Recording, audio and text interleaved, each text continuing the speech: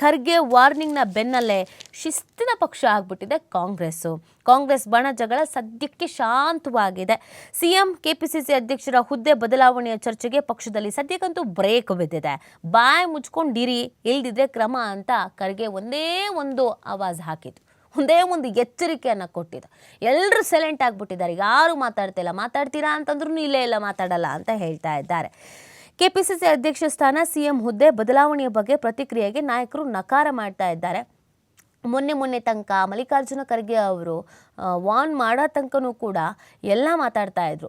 ಯಾಕೆ ಹಾಗಾಗಬೇಕು, ಹೀಗಾಗಬೇಕು, ಅಧ್ಯಕ್ಷರ ಬದಲಾವಣೆ ಆಗಬೇಕು, ಯಾರು ಅಂತ ಹೇಳಬೇಕು ಹೈಕಮಾಂಡ್ ಅವರು ಅಂತ ಹೈಕಮಾಂಡ್ ವಿರುದ್ಧವೇ ತಿರುಗಿ ಬಿದ್ದಿದ್ರು.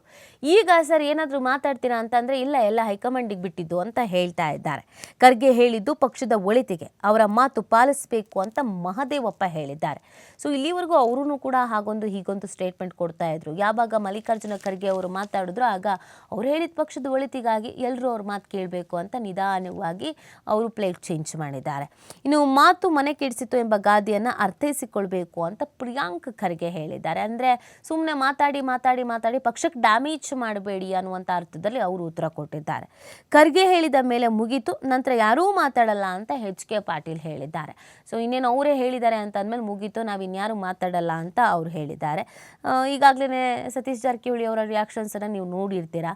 ಅವರು ಕೂಡ ನಾನು ಹಂಗೆ ಹೇಳಿರಲಿಲ್ಲ, ಅದು ಬೇರೆ ಥರ ಹೇಳಿದ್ದೆ ಅಂತ ಅವರು ಹೇಳ್ತಾ ಇದ್ದಾರೆ. ಇನ್ನು ರಾಜಣ್ಣ ಅಂತೂ ಸದ್ಯಕ್ಕೆ ಕಾಣಿಸ್ಕೊಳ್ತಾ ಇಲ್ಲ. ಅವರು ಕೂಡ ಎಲ್ಲರ ಬೆನ್ನಿಗೆ ನಿಂತಿದ್ರು. ಹೌದು, ತಪ್ಪೇನಿದೆ, ಸತೀಶ್ ಜಾರಕಿಹೊಳಿ ಹೇಳಿದ್ರಲ್ಲಿ ತಪ್ಪೇನಿದೆ ಅಂತ ಪ್ರಶ್ನೆ ಮಾಡ್ತಾ ಇದ್ರು. ಬಟ್ ರಾಜಣ್ಣ ಕೂಡ ಕಾಣಿಸ್ತಾ ಇಲ್ಲ. ಇನ್ನು ಗೃಹ ಸಚಿವ ಪರಮೇಶ್ವರ್ ಅಂತೂ ಫುಲ್ ಸೈಲೆಂಟ್ ಆಗಿಬಿಟ್ಟಿದ್ದಾರೆ. ಯಾಕಂದರೆ ಎಲ್ಲರೂ ಹಿರಿಯ ನಾಯಕರುಗಳು, ಅನುಭವಿ ನಾಯಕರುಗಳು, 40 ವರ್ಷ ರಾಜಕೀಯ ಜೀವನದಲ್ಲಿ ಅನುಭವ ಇದೆ. ಸತೀಶ್ ಜಾರಕಿಹೊಳಿ ಅವರಾಗಿರ್ಬೋದು, ಪರಮೇಶ್ವರ್ ಅವರಾಗಿರ್ಬೋದು, ಎಲ್ಲರೂ ಕೂಡ. ಸೊ ಎಲ್ರಿಗೂ ಒಂದು ಖಡಕ್ಕಾದಂಥ ಸಂದೇಶ ಬರುತ್ತೆ ಅಂದರೆ ಅದೊಂದು ರೀತಿಯಾಗಿ ಮುಜುಗರ ಕೂಡ ಆಗಿರುತ್ತೆ. ಹಾಗಾಗಿ ಎಲ್ಲ ಸೈಲೆಂಟಾಗಿ ಆಗಿದ್ದಾರೆ.